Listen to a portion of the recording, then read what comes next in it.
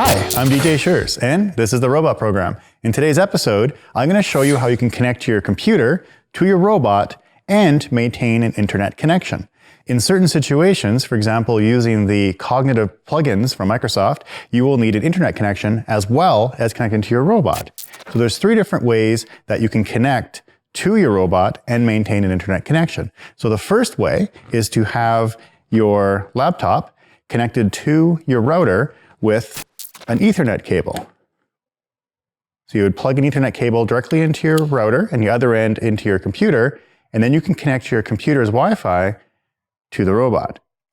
The second way is if you don't have an Ethernet cable, let's say it's disconnected, then you can use, and I have one here, this is a USB Wi-Fi dongle. This will allow you to have Wi-Fi over a USB connection. There's many different versions of these dongles, and I have a few here to show you. Here's a few examples of some Wi-Fi USB antennas. This one, for example, has an antenna on it, which gives you a little bit longer range. It's a little bit bulkier. However, it plugs into your USB and gives you Wi-Fi. Here's another one. It's similar to the one that I was just using, which has a very small form factor. It doesn't take up much space, and it has acceptable range as well. And the third way you can connect your computer to the internet and maintain a connection to your robot is to have your robot connect to your router.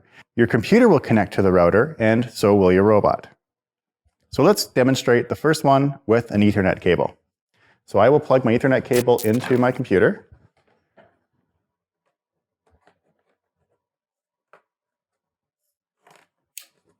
And there we go. And when I click on the bottom right, where my Wi-Fi usually is, you'll see I see my Wi-Fi networks, but at the very top it tells me I have an Ethernet connection.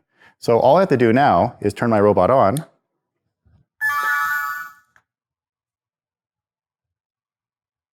locate the network for the robot, select it, and I will load Easy Builder, and I'll connect to my robot. You hear I made a connection, but at the same time, for example, I can click on a link here for the community forum of Easy Robot,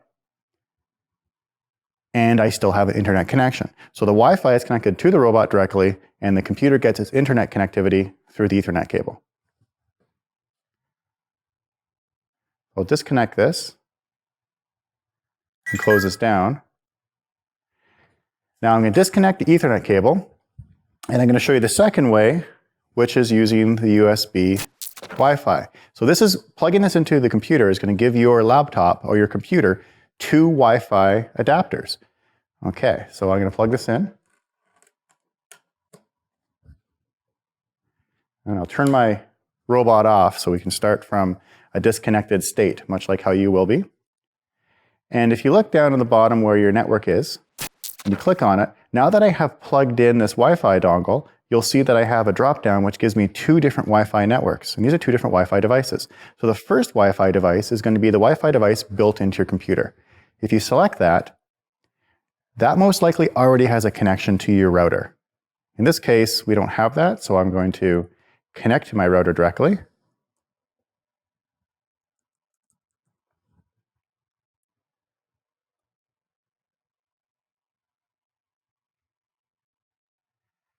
And now I'm going to turn my robot on. And I'm going to switch my Wi-Fi adapter to the second adapter rather than the first one. As you can see in the list, here is my robot. So I'm going to connect to that easy view of that robot, which is JD.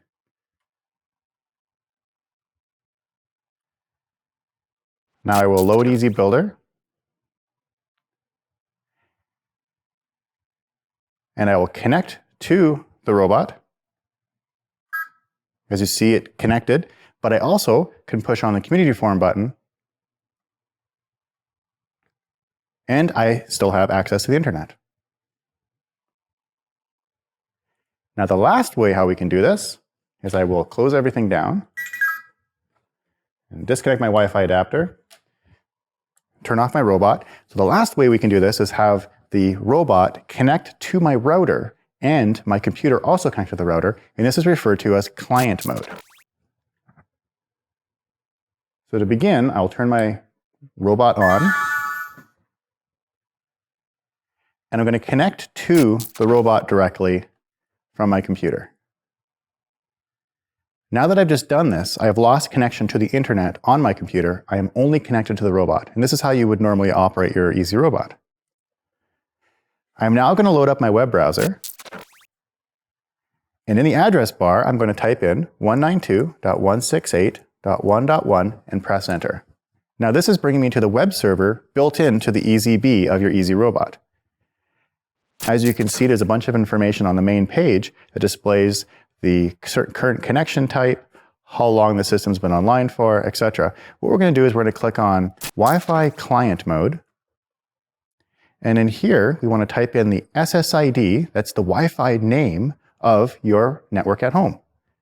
In this case, we can click on the little bar here for our Wi-Fi networks, and we can see that my network is called EZ-Robot 3. I'll type that in, EZ-Robot space 3.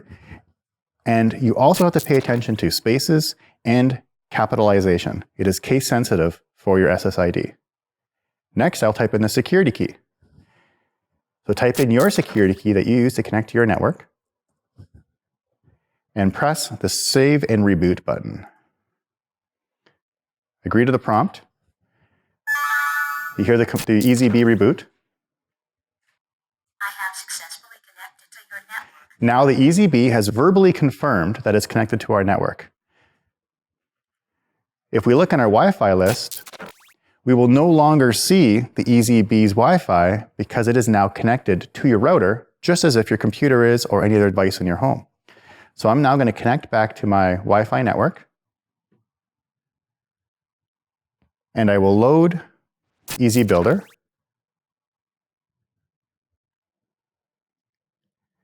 Now, of course, I can click on the Community Forum button, and as you can see, I still have access to the internet. However, I cannot simply just push the Connect button to connect to the robot because it no longer has the same network, no longer has the same default IP address. Instead, what we have to do is we have to scan and find the actual robot. So we can click on this little scan button here. And if you're prompted for the very first time to scan, just click Allow Access. That gives Easy Builder access to look on your network. And as you see, the discovery is finding different devices that are Easy Robot devices. So if you have many robots on your network, they will all be listed here. So we don't want to connect to the camera. We want to connect to the EasyB there.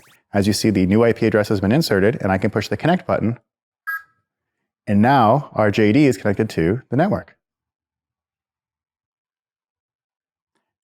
So this is referred to as client mode, and is one of the most popular methods to connect your robot to the network and maintain an internet connection for your computer. The easiest way for me to maintain an internet connection and connect to the robot at the same time is to use a USB Wi-Fi dongle.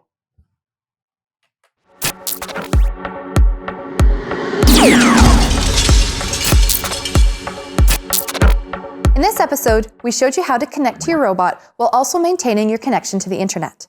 There are 3 different ways that you can do this. The first method is to connect to the internet using an Ethernet cable or a hard connection to your internet. The second method is to use a USB Wi-Fi dongle, which will provide you with a second Wi-Fi connection. The third method is to have both your robot and your computer connected to your router. We call this client mode. First, connect to your robot as usual. You're then going to bring up your web browser and type in 192.168.1.1. This will bring you to the built-in web server page for your robot. Click on Wi-Fi client mode and then enter the SSID and security key for your home Wi-Fi network. Remember, spaces and capitals are important. Save and reboot, and you'll hear that your robot reconnects. Your EasyB will verbally confirm that it is now connected to your network. You can now go ahead and reconnect your computer to your Wi-Fi connection. Back in Easy Builder, scan for your robot's IP address and then click Connect. These 3 methods will allow you to connect to your robot while maintaining your internet connection. Thanks for watching this episode, and we'll see you next time.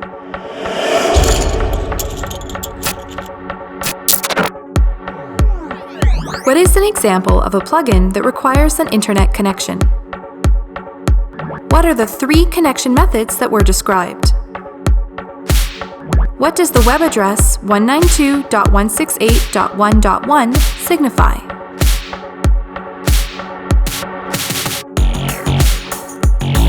find the answers at therobotprogram.com.